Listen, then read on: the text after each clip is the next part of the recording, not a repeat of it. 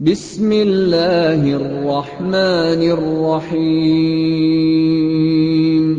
والضحى والليل إذا سجى ما ودعك ربك وما قلى وللآخرة خير لك من الأولى ولسوف يعطيك ربك فترضى ألم يجدك يتيما الحمد لله نحمده ونستعينه ونستغفره ونؤمن به ونتوكل عليه ونعوذ بالله من شرور أنفسنا ومن سيئات أعمالنا من يهده الله فلا مضل له ومن يضلله فلا هادي له وأشهد أن لا إله إلا الله وحده لا شريك له وأشهد أن محمدا عبده ورسوله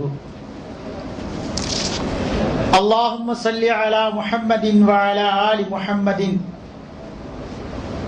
كما صليت على إبراهيم وعلى آل إبراهيم إنك حميد مجيد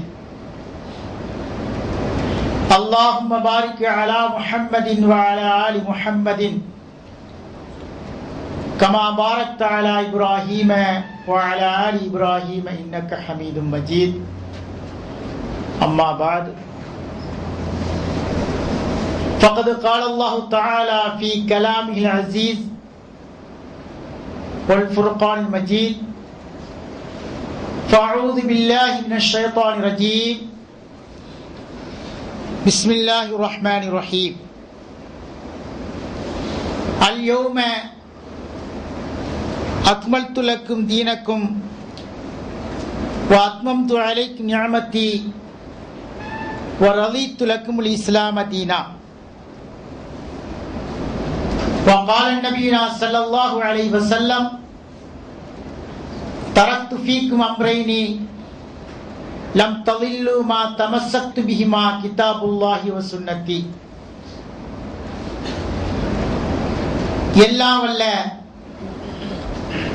அல்லாஹுவின் நல்லடியார்களே, அல்லாஹு ஜல்ல சுப்ஹானஹு வ தஆலா நம் அனைவருக்கும் நாம் இந்த உலகத்திலே வாழ்கின்ற காலமெல்லாம் பரிபூரணமான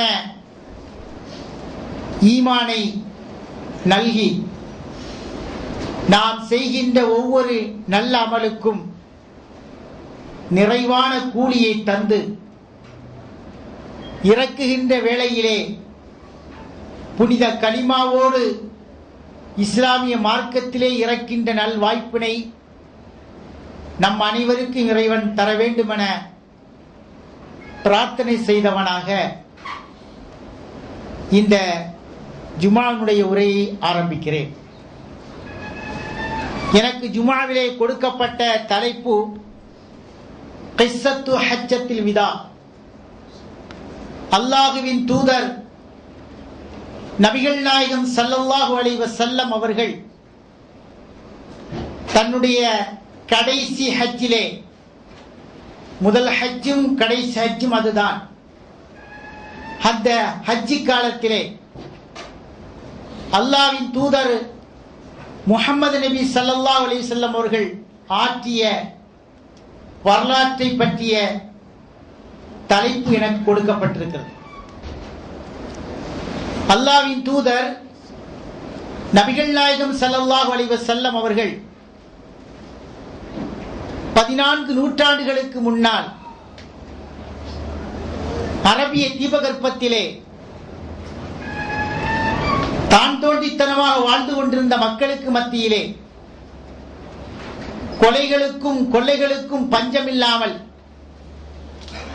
இறைவனை பற்றிய துளியும் அச்சமில்லாமல், நிறவேதம் இனவேதம் ஆகிய கொடுமையான செயல்களில் ஈடுபட்டுக் கொண்டிருந்த அந்த மக்களுக்கு மத்தியிலே அல்லாஹ்வின் தூதர் நபிகள் நாயகம் ஸல்லல்லாஹு அலைஹி வஸல்லம் அவர்கள் இறைவனுடைய இறுதி தூதராக வருகை தந்து அந்த மக்களுடைய ஒவ்வொரு கெட்ட செயல்களையும் அவர்கள் நடந்து வந்த பாதையை மாற்றி நல்வழிப்படுத்துவதற்குண்டான அத்தனை முயற்சிகளிலும் ஈடுபட்டார்கள்.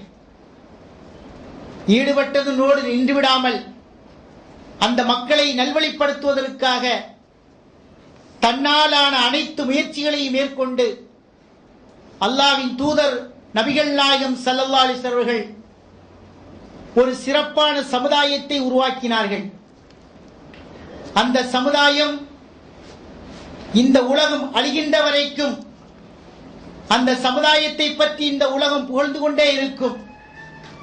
அந்த சமுதாயம் இந்த உலகத்தில் வாழ்கின்ற அனைத்து மக்களுக்கும் ஒரு முன்னோடியாக திகழ்கின்ற அளவுக்கு மாற்றினார்கள் என்று சொன்னால், அல்லாஹ்வின் தூதர் அந்த மக்களுக்கு மத்தியில் எந்த அளவுக்கு நடந்து கொண்டிருப்பார்கள், அந்த மக்களை மாற்றுவதற்காக எந்த அளவுக்கு முயற்சிகளை மேற்கொண்டிருப்பார் என்பது நமக்கு நன்றாக தெரியும்.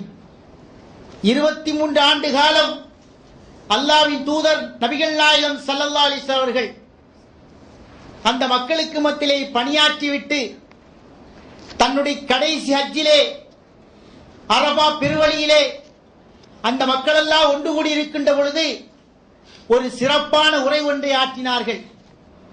அந்த உரையிலே 23 ஆண்டு காலம் அந்த மக்களுக்கு எதை சொன்னார்களோ, எதை போதித்தார்களோ, எந்த கொள்கையை அந்த மக்களுக்கு மத்தியில் எடுத்து கூறினார்களோ, அத்தனை விஷயங்களையும் சாராக பிழிந்து சுருக்கமான ஒரு உரையை ஆற்றினார்கள். அந்த உரை 14 நூற்றாண்டுகளுக்கு முன்னால் ஆற்றப்பட்டாலும் இன்றைக்கு இந்த உலகம் எதை எதிர்பார்க்கிறதோ, இன்றைக்கு இந்த உலகம் எதை எதிர்நோக்கி இருக்கிறதோ அத்தனை கருத்துக்களையும் அல்லாஹ்வின் தூதர் அந்த உரையிலே கொண்டு வந்தார்கள். இன்றைக்கு நாம் இந்த உலகத்தை பார்க்கிறோம். விஞ்ஞானத்திலே முட்டிவிட்டதாக மனிதன் சொல்கிறான். விண்ணிலே நாங்கள் காலெடுத்து வைத்து விட்டோம். இன்னும் எத்தனையோ கோள்கள் இருக்கிறதோ அத்தனை கோள்களுக்கு நாங்கள் கண்டிப்பாக சென்று விடுவோம் என்று வார்த்தட்டிக் கொள்கிறான். ஆனால் விஞ்ஞானத்திலே முட்டி இருக்கின்றான், அறிவிலே வளர்ந்திருக்கின்றான். ஆனால் அவனுக்கு மத்தியில் இன்றைக்கும் நிறவேதம் இருக்கிறது, மொழிபேதம் இருக்கிறது, நாடு என்ற வேதம் இருக்கிறது. இத்தனையும் அல்லாஹ்வின் தூதர் நபிகள் நாயகம் ஸல்லல்லாஹு அலைஹி வஸல்லம் தன்னுடைய அந்த உரையிலே இதெல்லாம் கூடாது என்று ஆணித்தரமாக எடுத்துரைத்தார்கள். இன்றைக்கு ஏகாதிபத்திய நாடுகள் ஏழை நாடுகளை சுரண்டி, ஏழை நாட்டினுடைய பொருளாதாரத்தை எந்த அளவுக்கு சுரண்ட வேண்டுமோ அந்த அளவுக்கு சுரண்டி வல்லாதிக்க நாடுகளாக வலம் வந்து கொண்டிருப்பதை பார்க்கிறோம். அந்த நாடுகளுக்கு நோக்கம் என்ன? ஏழை நாடுகள் எப்பொழுதும் தனக்கு அடிமையாகவே இருக்க வேண்டும், அந்த மக்கள் தன்னை எதிர்பார்த்திருக்க வேண்டும், தன் கீழால இருக்க வேண்டும் என்கிற நோக்கத்தோடு வல்லாதிக்க நாடுகள், ஆதிக்க சக்திகள் எல்லாம் இன்றைக்கு துணிந்து கொண்டிருப்பதை பார்க்கிறோம். ஆனால் அல்லாஹ்வின் தூதர் நபிகள் நாயகம் ஸல்லல்லாஹு அலைஹி வஸல்லம் எந்த மனிதன் எந்த தேசத்திலே வாழ்ந்தாலும் சரி, எல்லா மனிதர்களும் மதிக்கப்பட வேண்டும், அத்தனை மனிதர்களும் அல்லாஹ்வின் அடிமைகள் என்கின்ற ஒருமித்த குரலை அல்லாஹ்வின் தூதர் அந்த அரபா பெருவழியில் எடுத்து சொன்னார்கள். நபிகள் நாயகம் ஸல்லல்லாஹு அலைஹி வஸல்லம் சொல்கிறார்கள், அதாவது சஹாபாக்கள் அறிவிக்கிறார்கள், இப்னு அப்பாஸ் ரலியல்லாஹு தஆலா அன்ஹு அவர்கள் அல்லாஹ்வின் தூதர் அந்த இறுதி ஹஜ்ஜிலே அந்த மக்களுக்கு சொன்ன செய்தி என்ன? பல தடவை நாம் இதை கேட்டிருப்போம். ஆனால் எத்தனை தடவை கேட்டாலும் இந்த உலகம் எதை எதிர்பார்த்ததோ அத்தனையும் இந்த உரையிலே இருக்கிறது. அல்லாஹ்வின் தூதர் அவர்கள் மக்களுக்கு மத்தியில் என்ன செய்தார்கள்? பிரசங்கம் செய்தார்கள், உரையாற்றினார்கள். எந்த நாளையிலே அறுத்து பலியிடக்கூடிய அந்த பெருநாள் தினத்திலே மக்களுக்கு மத்தியிலே உரையாற்றினார்கள். அப்படி உரையாற்றுகின்ற பொழுது சொன்னார்கள், யா அய்யுஹன்னாஸ், மக்களே என்று அழைக்கிறார்கள். அனைத்து மக்களும் அல்லாஹ்வின் தூதரை இறுதி தூதராக ஏற்றுக்கொண்ட அந்த சஹாபா பெருமக்கள் எல்லாம் அந்த அரபா பெருவழியை அப்படியே வீற்றிருக்கிறார்கள். அந்த நேரத்திலே நபிகள் நாயகம் ஸல்லல்லாஹு அலைஹி வஸல்லம் அனைத்து மக்களையும் பார்த்து என்ன செய்கிறார்கள்? அழைக்கிறார்கள். யா அய்யுஹன்னாஸ், மக்களை என்று அழைத்து விட்டு சொல்கிறார்கள், ஐயோமின் ஹாதா, இந்த நாள் எந்த நாள், இன்றைக்கு என்ன நாள் என்று கேட்கிறார்கள். சஹாபாக்கள் எல்லாம் சொல்கிறார்கள், காலு யௌமுன் ஹராமுன், இது புனிதமான ஒரு நாள். நபிகள் நாயகம் ஸல்லல்லாஹு அலைஹி வஸல்லம் கேட்கிறார்கள், ஃபை பலதின் ஹாதா, இது எந்த இடம், நீங்கள் தங்கி இருக்கின்ற இந்த ஊர் எந்த ஊர் என்று கேட்கிறார்கள். சஹாபாக்கள் சொல்கிறார்கள், ஹாதா பலதுன் ஹராமுன், இது புனிதமான ஒரு நகரம். இந்த நகரம் அல்லாஹுவால் புனிதப்படுத்தப்பட்டிருக்கிறது. இந்த நாள் எப்படி புனிதமாக இருக்கிறதோ அதுபோல இந்த நகரமும் புனிதமான ஒரு நகரமாக இருக்கிறது என்று சஹாபாக்கள் சொல்கிறார்கள். அடுத்து கேட்கிறார்கள் அல்லாஹ்வின் தூதர், ஐ ஷஹரின் ஹாதா, இது எந்த மாதம்? அப்பொழுது சஹாபாக்கள் சொல்கிறார்கள், ஹாதா ஷஹ்ருன் ஹராமுன், இது புனிதமான அல்லாஹுவால் கண்ணியப்படுத்தப்பட்ட சங்கமிக்க மாதம் என்று சஹாபாக்கள் சொல்கிறார்கள். அல்லாஹ்வின் தூதர் சொல்கிறார்கள், ஃபைன்ன திமாக்கும் வம்பாலக்கும் வஅராலக்கும், நிச்சயமாக உங்களுடைய இரத்தங்களும் உங்களுடைய உடைமைகளும் வஅராலக்கும் உங்களுடைய உரிமைகளும் அலைக்கும் ஹராமுன், எல்லாமே கண்ணியப்படுத்தப்பட்டிருக்கிறது, எல்லாமே புனிதமானதாக இருக்கிறது. எப்படி இந்த நாள் புனிதமானதோ, எப்படி இந்த நகரம் புனிதமானதோ, எப்படி இந்த மாதம் புனிதமானதோ, இதுபோல உங்களுடைய இரத்தம் புனிதமானது, உங்களுடைய உடைமைகள் புனிதமானது, உங்களுடைய உரிமைகளும் புனிதமானதாக இருக்கிறது.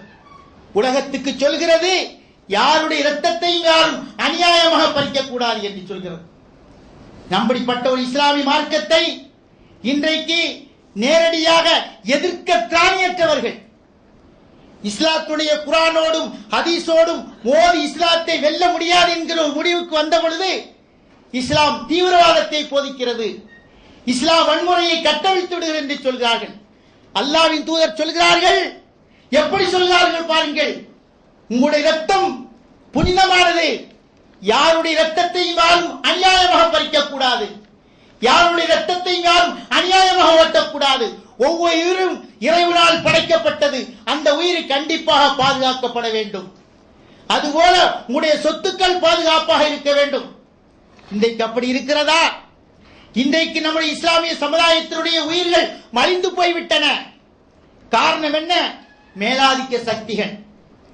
ஒரு நாடு ஒற்றுமையாக இருந்தால், ஒரு நாட்டிலே வாழுகின்ற மக்கள் ஒற்றுமையாக இருந்தால், அந்த ஒற்றுமையின் காரணமாக பொருளாதார வளர்ச்சி அடைந்துவிடும்.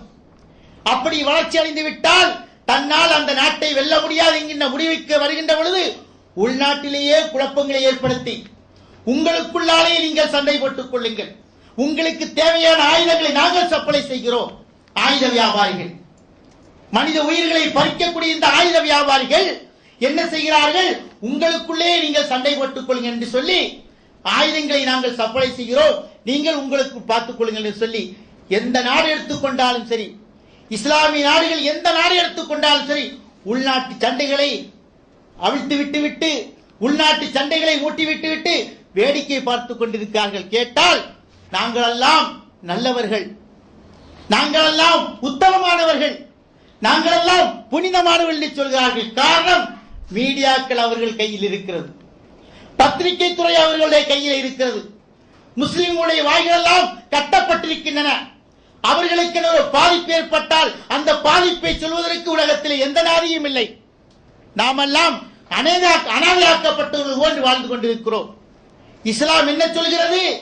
ஒவ்வொரு மனிதனுடைய உயிரும் புனிதமாக மதிக்க வேண்டும். அவன் முஸ்லிமாக இருந்தால் என்ன, இந்துவாக இருந்தால் என்ன, கிறிஸ்தவனாக இருந்தால் என்ன, எந்த மதத்தை சார்ந்தவனாக இருந்தாலும் அந்த மனிதனுடைய உயிர் புனிதமானது. அல்லாஹ்வின் தூதர் பொத்தம் பொதுவாகவே சொல்கிறார்கள். இந்த நாளும் இந்த இடமும் இந்த மாதமும் எப்படி புனிதமானதோ அதுபோல உங்களுடைய இரத்தங்கள் புனிதமானது, உங்களுடைய உடைமைகள் புனிதமானது, உங்களுடைய மானம், மரியாதை, அந்தஸ்து எல்லாம் புனிதமானது.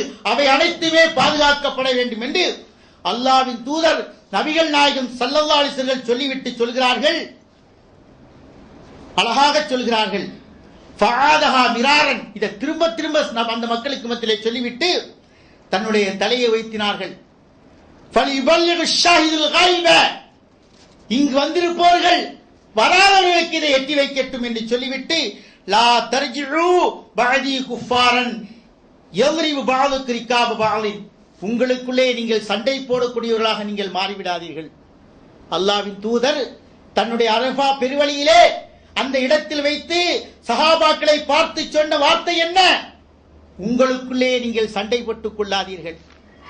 உங்களுக்குள்ளே நீங்கள் குழப்பங்களை ஏற்படுத்தி நீங்கள் சண்டை போட்டுக் கொண்டால் அதனால் எதிரிக்கு மிக கொண்டாட்டமாக போய்விடும். ஊர் ரெண்டு பட்டால் கூத்தாடிக்கு கொண்டாட்டம் என்று சொல்வார்கள். ஒரு சமுதாயம் ஒற்றுமையாக இருந்தால்தான் அந்த சமுதாயம் என்ன செய்யும்? வளர்ச்சி அடையும். அதனால் தான் ஒற்றுமையே இருக்கக்கூடாது என்கின்ற முடிவுக்கு வந்துவிட்டுதான் இத்தனை ஆட்டங்களையும் அவிழ்த்து விட்டு பார்த்தார்கள். அல்லாஹ்வின் தூதர் சொன்னார்கள், மக்களே நீங்கள் உங்களுக்குள் ஒற்றுமையாக இருங்கள், உங்களுக்கு ஒருவருக்கு ஒரு சண்டை போட்டுக் கொள்ளார் என்று சொல்லிவிட்டு இந்த செய்தியை இங்கு வந்திருப்பவர்கள் வராத மக்களுக்கு எட்டி வைக்கட்டும். எவ்வளவு அற்புதமான ஒரு பேருரை பாருங்கள். இந்த உலக மக்களுக்கு தேவையான அத்தனை அம்சங்களையும் உள்ளடக்கி சொன்ன ஒரு பேருரை.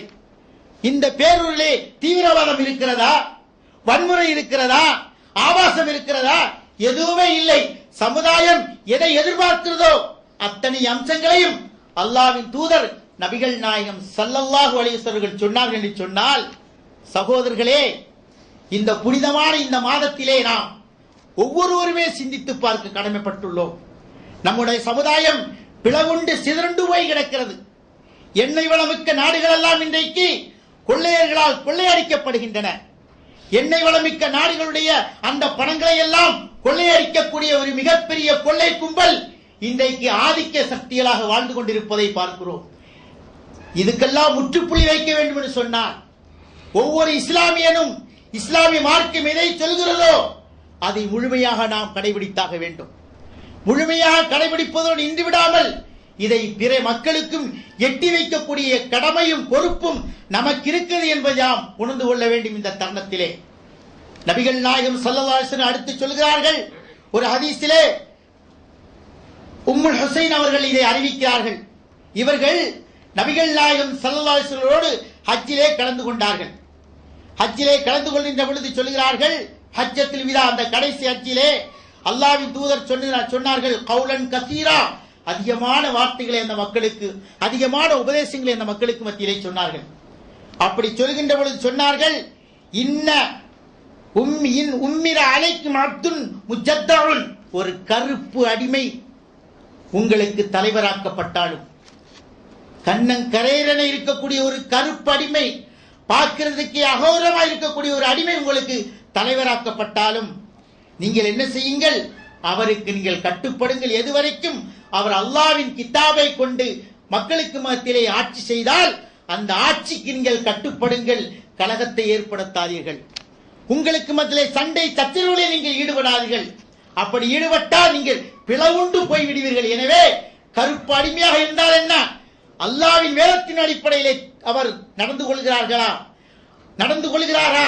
உங்களை அந்த அடிப்படையில் ஆட்சி அதிகாரத்தை செலுத்துகிறாரா என்று பார்த்து நீங்கள் நடந்து கொள்ளுங்கள் என்று நபிகள் நாயகம் ஸல்லல்லாஹு அலைஹி வஸல்லம் சொன்னார்கள். என்று சொன்னால் பதவிக்கு ஆசைப்படக்கூடாது. பதவி தேடி வந்தால் அந்த பதவியை நாம் என்ன செய்ய வேண்டும்? நல்ல முறையிலே பயன்படுத்த வேண்டும். ஆனால் இன்றைக்கு பதவிகளை வைத்துக் கொண்டு துஷ்பிரயோகம் செய்கிறார்கள். சிறுபான்மை சமுதாயத்தை அப்படியே நசுக்க பார்க்கிறார்கள். சிறுபான்மை சமுதாயம் ஒரு சிறு தவறிலே ஒரு தவறை செய்துவிட்டால் அந்த தவறை உதாரணமாக ஆக்குகிறார்கள். எல்லா சமுதாயத்திலும் தவறு செய்யக்கூடியவர்கள் கண்டிப்பாக இருப்பார்கள். அதில் மாற்று கருத்திற்கு இடமில்லை. இந்துவிலும் இருப்பான், கிறிஸ்டியனும் இருப்பான். எல்லா மதத்திலும் கண்டிப்பாக ஒரு சிலவர்கள் தவறு செய்யதான் செய்வார்கள். ஆனால் இந்து தவறு செய்தால் கண்டுகொள்ளப்படுவதில்லை, கிறிஸ்டின் தவறு செய்தால் கண்டுகொள்ளப்படுவதில்லை. ஒரு முஸ்லிம் தவறு செய்தால் மட்டுமே அந்த தவறு பூதாகரமாக ஆக்கப்பட்டு அது மீடியாக்களால் பிரபலப்படுத்தப்பட்டு ஒட்டுமொத்த இஸ்லாமியனுமே இந்த கண்ணோட்டத்தில் தான் இருக்கிறான். ஒட்டுமொத்த முஸ்லிமே இப்படிதான் இருக்கின்ற ஒரு மோசமான ஒரு தோற்றத்தை உருவாக்குகிறார்கள். எதை வைத்துக் கொண்டு? அதிகாரத்தை கையில் வைத்துக் கொண்டு. அந்த அதிகாரத்தை கையில் வைத்துக் கொண்டு இவ்வளவு ஆட்டத்தையும் போடுகிறார்கள். ஆனால் இஸ்லாம் என்ன சொல்கிறது? பதவிக்கு நீ ஆசைப்படாதே. பதவி உன்னை தேடி வருகின்ற பொழுது அந்த பதவி இறைவன் உனக்கு தந்ததற்காக நன்றி செலுத்தி அந்த பதவியின் மூலமாக மக்களுக்கு உன்னாலான நன்மைகளை நீ செய், மக்களுக்கு வேண்டியதை நீ செய். அப்படி நீ செய்து கொண்டால்தான் அந்த பதவியின் மூலமாக நீ மறுமையிலே காப்பாற்றப்படுவாய். நீ அந்த பதவியை துஷ்பிரயோகம் செய்து சிறுபான்மை சமுதாயத்தை கொடுமைப்படுத்தி பணக்காரனுக்கு நீதி ஏழைக்கு நீதி என்று நடந்து கொண்டால் அந்த பதவி உன்னை கடைசியிலே நரக படுகொலையே தள்ளும் என்று நபிகள் நாயகம் ஸல்லல்லாஹு அலைஹி வஸல்லம் சொன்ன அந்த கருத்து செய்திகளை எல்லாம் நாம் பார்க்கிறோம். அப்ப அந்த கடைசி ஹஜ்ஜிலே நபிகள் நாயகம் ஸல்லல்லாஹு அலைஹி வஸல்லம் சொன்னது என்ன? மக்களே, நீங்கள் உங்களுக்குள்ளே சண்டை போட்டுக் கொள்ளாதீர்கள்.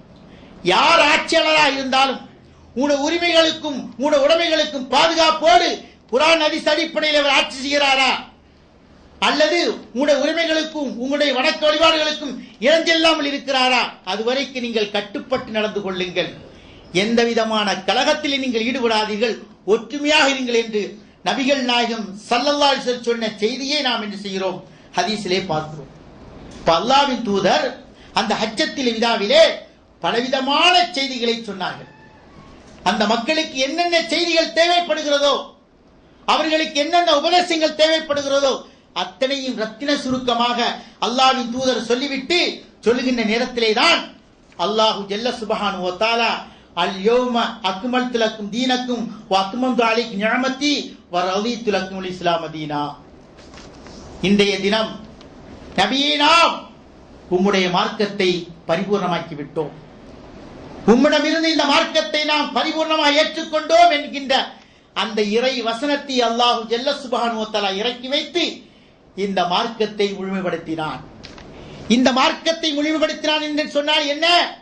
இனிமேல் எந்த நபியும் வரப்போறதில்லை, இனிமேல் எந்த வேதமும் வரப்போறதில்லை. 23 ஆண்டு காலம் அல்லாஹ்வின் தூதர் குர்ஆனாகவே வாழ்ந்து காட்டினார்கள்.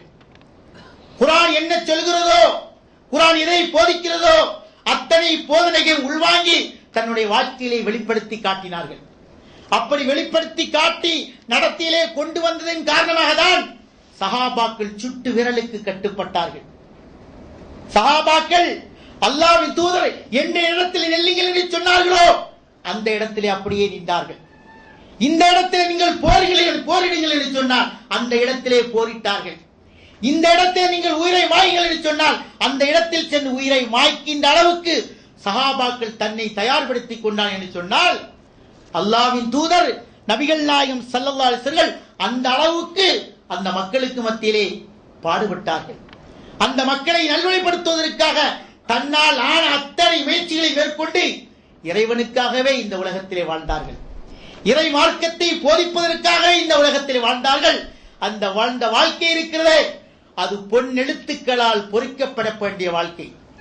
இன்றைய ஆட்சியாளர்களுக்கு, உலகத்தில் இருக்கின்ற அத்தனை ஆட்சியாளர்களுக்கும் அல்லாஹ்வின் தூதருடைய வாழ்க்கையிலே மிகப்பெரிய படிப்பினை இருக்கிறது. பொருளாதாரத்திலே வளர்ந்து விட்டோம், ஆயுதத்திலே வளர்ந்து விட்டோம் என்றெல்லாம் சொல்லிக் கொள்கிறார்கள். ஆனால் இன்றைய நிலைமை என்ன? பொருளாதாரத்திலே படுவீழ்ச்சியிலே வந்து விட்டார்கள். காரணம் என்ன? ஏழை நாடுகளை சுரண்ட வேண்டும், எல்லா நாடுகளும் தன்னுடைய கட்டுப்பாட்டில் தான் இருக்க வேண்டும் என்று சொல்லக்கூடியவர்களுடைய நிலைமை என்ன? இன்றைக்கு பொருளாதார வீழ்ச்சியிலே வந்து விட்டார்கள். அவர்களுக்கு படிப்பினை இருக்கிறது. அல்லாஹ்வின் தூதர் எதை சொன்னார்களோ அந்த சொல்லை அவர்கள் எடுத்து நடந்தால் இம்மையிலும் வெற்றி பெற முடியும், மறுமையிலும் வெற்றி பெற முடியும்.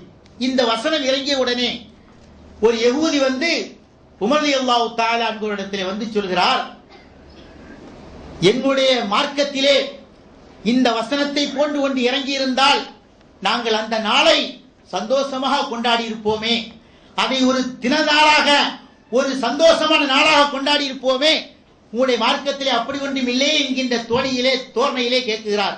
அது ஹதீஸிலே வருகிறது பாருங்கள். காலத்தில் யகூதில் உமர் ரலியல்லாஹு தஆலா அன்ஹுவிடத்திலே வந்து ஒரு யகூதிகள் எல்லாம் வந்து சொன்னார்கள், லவ் அலைனா மஅஷர யகூத, எங்கள் மீது இந்த மஅஷர் அதாவது யகூதியுடைய கூட்டத்தின் மீது இந்த வசனம் இறங்கி இருந்தால் நாங்கள் எல்லாம் சந்தோஷமா இருந்திருப்போம். அந்த வசனம் என்ன? அல் யௌம அக்மல்து லக்கும் தீனக்கும் வ அத்மம்து அலைக்கும் நிஅமதி வ ரதீது லக்கும் இஸ்லாம தீனா. இந்த வசனம் இறங்கியத நீங்க ஏன் சந்தோஷமா கொண்டாடல? நாங்க சந்தோஷமா கொண்டாடி இருப்போம், எங்களுக்கு விஷயத்தில் இது இப்படி இறங்கி இருந்தா என்று சொன்ன உடனே உமர் ரலியல்லாஹு தஆலா அன்ஹு அவர்கள் அந்த வந்த யகூதி கூட்டத்தை பார்த்து சொன்னார்கள், இந்த வசனம் எந்த நேரத்தில் இறங்கிச்சு, எந்த இடத்துல இறங்கிச்சு, எந்த மாதத்தில் இறங்கிச்சு எல்லாமே எனக்கு தெரியும். அந்த இறங்கின நேரத்தில் நானும் அந்த சபையிலே இருந்தேன். அல்லாஹ்வின் தூதர் எந்த நிலையில் இருக்கும் பொழுது இறங்கியது என்பது எனக்கு நன்றாக தெரியும். அது அரஃபா தினத்தில் தான் இறங்கியது. அன்றைய தினம் நமக்கெல்லாம் புனிதமான ஒரு நாள். நாம் எல்லாம் சந்தோஷமாக உலக மக்களால் சந்தோஷமாக உலக முஸ்லிம்களால் சந்தோஷமாக கொண்டாடப்படுகிற நாள் என்று உமர் ரலியல்லாஹு தஆலா அன்ஹு அந்த யகூதிய வாயை அடக்கின்ற அளவுக்கு சொன்னார்கள் என்று சொன்னால், உமர் ரலியல்லாஹு தஆலா அன்ஹு அவர்கள் அல்லாஹ்வின் தூதருடைய அந்த பாசறையிலே கல்வி பயின்றவர்கள். ஒரு மிகப்பெரிய நிலப்பரப்பை ஆட்சியின் அதிகாரத்தை கொண்டு அழகான முறையில் ஆட்சி செய்தவர்கள். உமர் ரலியல்லாஹு தஆலா அன்ஹுடைய ஆட்சியை உலகத்திலே யாரெல்லாம் ஆட்சி செய்ய விரும்புகிறார்களோ அவர்கள் அனைவர்களுக்குமே அந்த உமருடைய வாழ்க்கையிலே மிகப்பெரிய படிப்பினை இருக்கிறது. அப்படிப்பட்ட உமர் ரலியல்லாஹு தஆலா அன்ஹு அவர்கள் தான் சொல்கிறார்கள், அந்த நாள் எங்களுக்கு புனிதமான நாள், உனக்கு தெரியாமல் போனால் அதற்கு நாங்கள் என்ன செய்வது என்கின்ற அடிப்படையிலே சொன்ன செய்தியையும் நாம் என்ன செய்கிறோம் பார்க்கிறோம். அல்லாஹுவின் அன்பான நல்லடியார்களே, நபிகள் நாயகம் ஸல்லல்லாஹு அலைஹி வஸல்லம் அவர்கள் இந்த புனிதமான அரஃபா தினத்திலே அந்த மக்களுக்கு அதிகமான செய்திகளை சொல்லிவிட்டு இன்னொரு ஹதீஸிலே என்ன செய்கிறார்கள் சொல்கிறார்கள். அதிலே பெண்கள் சம்பந்தமான உரை நிகழ்த்தினார்கள், ஆண்களுக்கு தேவையான உரையை நிகழ்த்தினார்கள். இன்றைக்கு பெண்ணடிமை ஒழிய வேண்டும் என்று சொல்கிறார்களே, இஸ்லாம் பெண்களை கொடுமைப்படுத்துகிறது, ஹிஜாப் என்கின்ற உடைக்குள்ளே வைத்தவர்களை பூட்டி வைக்க என்றெல்லாம் சொல்கிறார்களே, அவர்களுக்கு வாயடைக்கும் முகமாக அல்லாஹ்வின் தூதர் ஒரு அறைகூவலை விடுத்தார்கள். எந்த சந்தர்ப்பத்திலே இந்த அறைகூவலை விடுத்தார்கள்? அந்த அரஃபா பெருவழியிலே அந்த பெண்கள் எல்லாம் கூடியிருக்கின்ற அந்த இடத்திலே வைத்து அறைகூவல் கொடுத்தார்கள். இந்த அறைகூவல் கொடுப்பதற்கு முன்னால் அந்த பெண்கள் அந்த மக்களால் எப்படி நடத்தப்பட்டார்கள்? பெண்களை ஒரு போகப் பொருளாக, அவர்களை ஒரு கால்நடையை விட கேவலமாக நடத்தினார்கள். பெண் குழந்தை பிறந்து விட்டால் அந்த பெண் குழந்தை என்பதற்காகவே வெட்கப்பட்டு கேவலப்பட்டு அந்த குழந்தைகளை அப்படி உயிரோடு புதைக்கக்கூடிய ஒரு சமுதாயத்தில் இருந்தவர்கள் தான் அவர்கள். அப்படிப்பட்ட ஒரு பழக்க வழக்கத்தில் இருந்தவர்கள் தான் அந்த மக்கள். அந்த மக்களை அல்லாஹ்வின் தூதர் அவர்கள், பெண்களும் உங்களை போன்றவர்கள் தான், அவர்களுக்கு உரிமைகள் இருக்கிறது, அவர்களுக்கு உங்களுக்கு என்னென்ன தேவைகள் இருக்கிறதோ அத்தனை தேவைகளும் அவர்களுக்கும் இருக்கிறது என்று உணர்த்தி காட்டிவிட்டுதான் நபிகள் நாயகம் ஸல்லல்லாஹு அலைஹி வஸல்லம் கடைசியிலே அவர்களுக்கு சொல்கிறார்கள், லா துன்ஃபிக் இம்ராத்தன் ஷையும் மின் பைத்தி ஜௌஜிஹா. எந்த பெண்மணியும் எந்த மனைவியும் தன்னுடைய கணவனுடைய பொருளாதாரத்திலே அவனுடைய அனுமதி இல்லாமல் எந்த ஒரு பொருளையும் எடுத்து செலவழிக்க கூடாது. இது ஆண்களுக்கு உண்டான பெண்கள் மீது இருக்கக்கூடிய உரிமை. கணவன் சம்பாதிக்கிறான், அவன் கஷ்டப்பட்டு சம்பாதிக்கிறான், உள்ளூரிலோ அல்லது வெளியூரிலோ அல்லது வெளிநாட்டிலோ சம்பாதிக்கிறான். அந்த சம்பாத்தியம் தன்னுடைய மனைவிக்கு, தன்னுடைய குழந்தைகளுக்கு, தன்னுடைய குடும்பத்திற்கு அவைகளை சம்பாதிக்கிறான். அப்படி சம்பாதிக்கின்ற பொழுது அந்த சம்பாத்தியத்திலிருந்து அந்த பொருளாதாரத்திலிருந்து கணவனுடைய அனுமதி இல்லாமல் எந்த மனைவியும் என்ன செய்யக்கூடாது, எடுத்து செலவு செய்யக்கூடாது. அதுபோல கணவன் விரும்பாத எந்த ஒரு பிற மனிதரையும் தன்னுடைய வீட்டிலே குடியமர்த்தக்கூடாது, வீட்டுக்குள்ளே வர அனுமதிக்க கூடாது. எவ்வளவு அற்புதமான உரை பாருங்கள். இன்றைக்கு பாலியல் ரீதியான கொடுமைகள், வன்முறைகள், ஆபாசங்கள், எத்தனையோ விதமான கொடுமைகள் எல்லாம் நடக்குகின்றன. கேட்டால் நாங்கள் சுதந்திரமாக இருக்குகிறோம். ஆடை குறைப்பு என்பது ஒரு சுதந்திரமா? ஆடைகளை குறைத்துவிட்டு ஆண்களும் பெண்களும் கலந்து கொண்டிருப்பது ஒரு சுதந்திரமா? கண்டிப்பாக அது சுதந்திரம் அல்ல. அது பெண்களுக்கு ஏற்பட்ட ஒரு மிகப்பெரிய கேடான ஒரு விஷயம். அல்லாஹ்வின் தூதர் சொல்கிறார்கள், அனுமதி இல்லாமல் எந்த பெண்ணும் கணவனுடைய வீட்டிலே யாரையும் அனுமதிக்க தங்கக்கூடாது, அதை தங்க வைக்க அனுமதிக்க கூடாது. கணவனுடைய அனுமதியோடு தான். அப்படி யாராவது தங்க வந்தால் கணவனிடத்தில் அனுமதி கேட்க வேண்டும். இந்த நபர் வந்திருக்கிறார், அவரை நான் தங்க வைக்கலாமா, அவருக்காக செலவுக்கு கொடுக்கலாமா என்று என்ன செய்யணும்? கணவனிடத்திலே அனுமதிகள் கேட்க வேண்டும். அனுமதி கேட்காமல் நடந்து கொண்டால் அதன் மூலமாக என்ன செய்கிறது? கணவன் மனைவி என்ற அந்த கண்ணாடி குவளை, அற்புதமான அந்த கண்ணாடி குவளை ஒன்றில் விரிசல் விழுகிறது அல்லது உடைந்து போகிறது. உடைந்து போனாலும் அதை ஒட்ட வைப்பது கஷ்டம்தான். விரிசல் விழுந்தாலும் அதை ஒட்டினாலும் கண்டிப்பாக அதிலே கேடு இருக்கதான் செய்யும். ஆகவே குடும்பம் என்கின்ற அந்த கண்ணாடி குவளை உடையாமல் பாதுகாப்பாக இருக்க வேண்டுமா? கணவருக்கென இருக்கக்கூடிய உரிமைகளை பெண்கள் பாதுகாத்து என்ன செய்ய வேண்டும், நடக்க வேண்டும் என்று அல்லாஹ்வின் தூதர் பெண்களுக்கு என்ன செய்கிறார்கள், குரல் கொடுக்கிறார்கள். இன்றைய பெண்களுக்கு எதிரான கொடுமைகள் எவ்வளவோ நடக்குகின்றன. பெண்களுக்கு எதிரான எத்தனையோ கொடுமைகள் நடக்குகின்றன. அத்தனை கொடுமைகளுக்கும் முற்றுப்புள்ளி வைக்க வேண்டும் என்று சொன்னால் இறை தூதர் நபிகள் நாயகம் ஸல்லல்லாஹு அலைஹி வஸல்லம் சொன்ன அந்த இறுதி பேரவர்களிலே சொன்ன இந்த செய்தியை ஒவ்வொரு பெண்மணியும், நவநாகரிக ஒவ்வொரு பெண்மணியும் தன்னுடைய வாழ்க்கையிலே கொண்டு வந்தால் நிச்சயமாக பெண்களுக்கு மத்தியிலே எந்த விதமான குளறுபடியும் இருக்காது. அவர்கள் ஒழுக்கமாக இருப்பார்கள். இஸ்லாம் அந்த ஒழுக்கத்தை தான் விரும்புகிறது, இந்த கண்ணியத்தை தான் விரும்புகிறது. அந்த கண்ணியம் பாதுகாக்கப்பட வேண்டும் என்று சொன்னால் கணவனுக்கு இருக்கக்கூடிய உரிமைகளை பெண்கள் பாதுகாத்து நடக்க வேண்டும் என்று அல்லாஹ்வின் தூதர் மிக தெளிவாக சொல்லிவிட்டு சொல்கிறார்கள். அப்படி சொன்ன உடனே ஒரு பெண்மணி கேட்கிறாங்க, அல்லாஹ்வின் தூதரே, கணவனுடைய அனுமதி இல்லாமல் அவருடைய பொருளாதாரத்திலிருந்து நாங்கள் உணவு உட்கொள்ளலாமா என்று கேட்கிறார்கள். சில கணவர்கள் கொடுக்காமல் இருப்பார்கள், சில கணவர்கள் கருவித்தனத்தோடு இருப்பார்கள், குடும்பத்திலே செலவுக்கு சரியாக கொடுக்க மாட்டார்கள். அப்படிப்பட்ட கணவன்மார்களுடைய பொருளாதாரத்தை உணவுக்காக எடுத்து செலவிடலாமா என்று கேட்டதற்கு அல்லாஹ்வின் தூதர் சொல்லுவார்கள், அது மிகச்சிறந்த செயல். உணவு என்பது ஒரு குடும்பத்திலே முக்கியமான ஒன்று. அது இல்லாமல் போனால் எப்படி வாழ முடியும்? ஆகவே அது பற்றி உங்கள் மீது எந்த குற்றமும் இல்லை, நீங்கள் தாராளமாக செலவு செய்யலாம் என்று நபிகள் நாயகம் ஸல்லல்லாஹு அலைஹி வஸல்லம் கணவர்களுக்கு இருக்கக்கூடிய உரிமைகளை பெண்களுக்கு எடுத்து சொல்கிறார்கள். அதற்கு அடுத்தபடியாக இன்னொரு ஹதீஸிலே பார்க்கிறோம், அல்லாஹ்வின் தூதர் அதே ஹஜ்ஜத்துல் விதாவிலே அல்லாஹ்வை புகழ்ந்து இறைவனை அதிகமான முறையிலே திக்ர் செய்து பலவிதமான செய்திகளை சொன்னார்கள், மக்களுக்கு உபதேசம் செய்தார்கள். சொல்லிவிட்டு சொல்கிறார்கள், வஸ்தஸோ பின் நிசாஇ கைரா, பெண்களுக்கு நீங்கள் நல்லதையே நாடுங்கள், பெண்களை எந்த விதத்திலும் அவர்களை கொடுமை நீங்கள் படுத்தாதீர்கள். குன்ன அவான் இந்தக்கும், அவர்களெல்லாம் உங்களிடத்தில் ஒப்படைக்கப்பட்ட அமானிதங்கள்.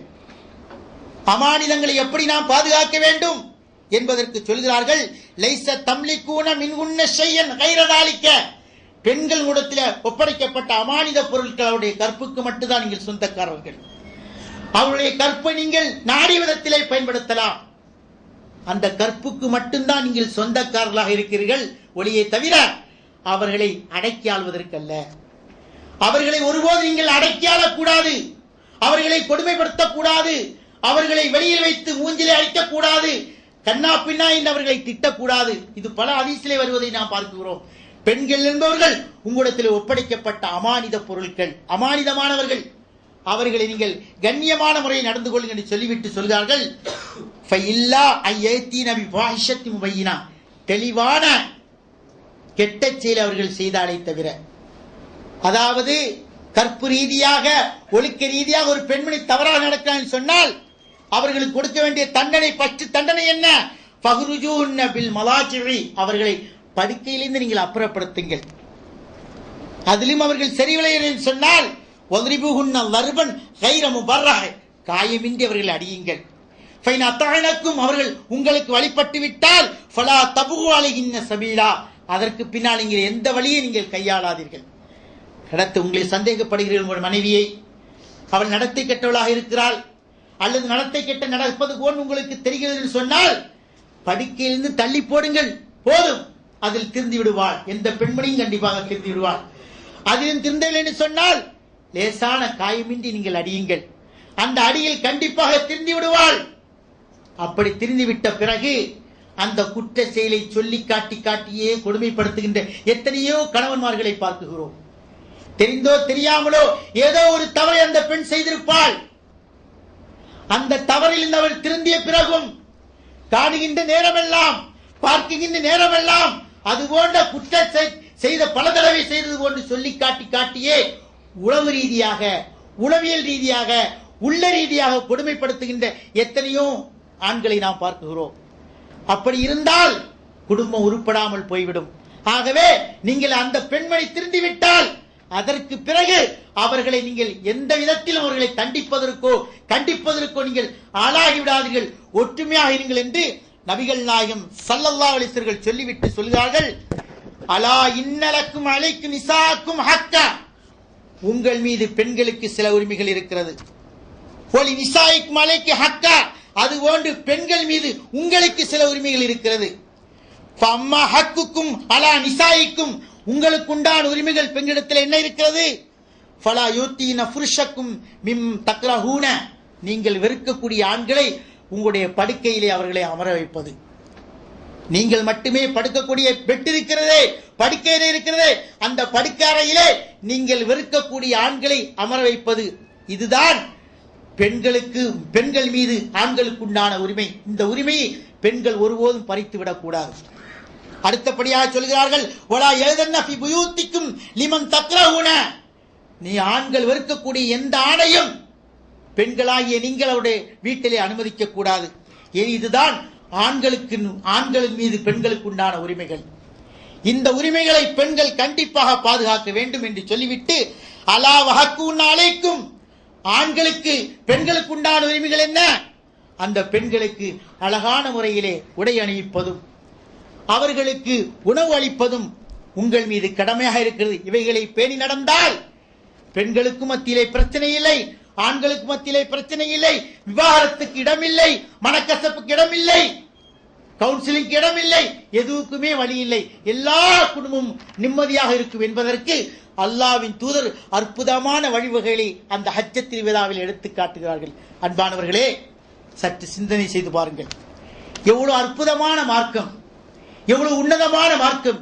இந்த மார்க்கத்தை நேரடியாக எதிர்ப்பதற்கு திராணி இல்லாதவர்கள் தான் இஸ்லாம் வன்முறையை போதிக்கிறது, தீவிரவாதத்தை போதிக்கிறது என்று சொல்லி உலகம் முழுக்க கொக்கரிக்கிறார்கள்.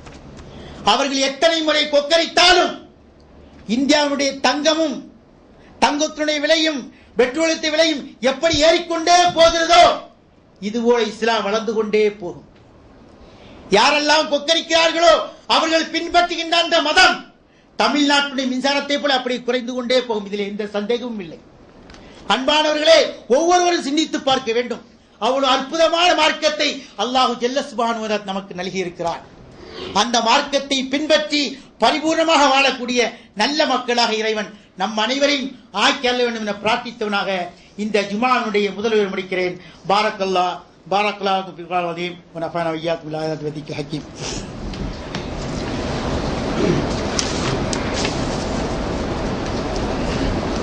அல்ஹம்துலில்லாஹ் அல்ஹம்துலில்லாஹி நஹ்மதுஹு வ நஸ்தஈனுஹு வ நஸ்தக்ஃபிருஹு வ நு'மினு பிஹி வ நதவக்கலு அலைஹி. எல்லாம் வல்ல அல்லாஹ்வின் நல்லடியார்களே, நபிகள் நாயகம் ஸல்லல்லாஹு அலைஹி வஸல்லம் அவர்கள் அந்த ஹஜ்ஜத்துல் விதாவிலே சமுதாயத்திற்கு, உலக மக்களுக்கு பொருளாதார ரீதியாக ஒரு அறைகோலை விடுத்தார்கள். அந்த அறைகோலை என்னன்னு சொன்னால், வட்டியின் அடிப்படையில் வரக்கூடிய அத்தனை பொருளாதாரமும் ஆரம்பத்தில் அது வளர்ச்சி எட்டியது போன்று தோன்றினாலும் கடைசியில் அது பின்னடைவை எதிர்கொண்டு வீழ்ச்சியிலே வந்துவிடும் என்பது நிதர்சனமான உண்மை. அதற்கு எடுத்துக்காட்டு இன்றைக்கு அமெரிக்கா. இன்றைக்கு எடுத்துக்காட்டு அமெரிக்கா. அமெரிக்காவுடைய பொருளாதாரமே வட்டியின் அடிப்படையில் உள்ளதுதான். எல்லா பேங்குகளும் திவாலாகி கடைசியிலே இன்றைக்கு கீழிலும் கீழான நிலைக்கு வந்திருப்பதை பார்க்கிறோம். ஆனால் 1400 ஆண்டுகளுக்கு முன்னால், கிட்டத்தட்ட 14 நூற்றாண்டுகளுக்கு முன்னாலேயே நபிகள் நாயகம் ஸல்லல்லாஹு அலைஹி வஸல்லம் இந்த வட்டியின் மூலமான பொருளாதாரத்தை என்ன செய்தார்கள்? வன்மையாக கண்டித்தார்கள். கண்டித்துவிட்டு அந்த மக்களுக்கு மத்தியிலே மிகப்பெரிய ஒன்றை சொன்னார்கள். அதிலே முதலாவதாக சொல்லும் பொழுது, நீங்கள் அமானிதங்களை பாதுகாருங்கள். யாராவது உங்களிடத்தில் ஒரு அமானித பொருளை பாதுகாப்ப வைத்திருங்கள், இதை நான் பின்னால் வாங்கிக்கொள்ள என்று தந்துவிட்டால் அந்த அமானித பொருள் நீங்கள் கண்டிப்பாக அதை பாதுகாத்து உரியவரிடத்தில் ஒப்படைக்க வேண்டும். இது ஒவ்வொரு மூமின் மீதும் கட்டாய கடமையாக இருக்கிறது என்று சொல்லிவிட்டு அடுத்தபடியாக சொல்கிறார்கள், வட்டியின் மீது உண்டான அந்த பொருளாதாரத்தை இன்றையிலிருந்து உங்களுக்கு நான் தடை செய்கிறேன். யாரெல்லாம் வட்டி தொழிலை செய்கிறீர்களோ அவர்கள் அனைவர்களும் வட்டியை நீங்கள் நிப்பாட்டி விடுங்கள். அசலை மட்டுமே நீங்கள் பெற்றுக் கொள்ளுங்கள். அசலை மட்டும்தான் நீங்கள் பெற்றுக்கொள்ள வேண்டும். அதற்கு முன்னாடி வரைக்கும் நீங்கள் வட்டி தொழில் செய்து அதன் மூலமாக பொருளாதாரத்தை நீங்கள் ஈட்டினீர்கள். போனது போகட்டும். இன்றையிலிருந்து நான் வட்டியை ஹராமாக்குகிறேன்.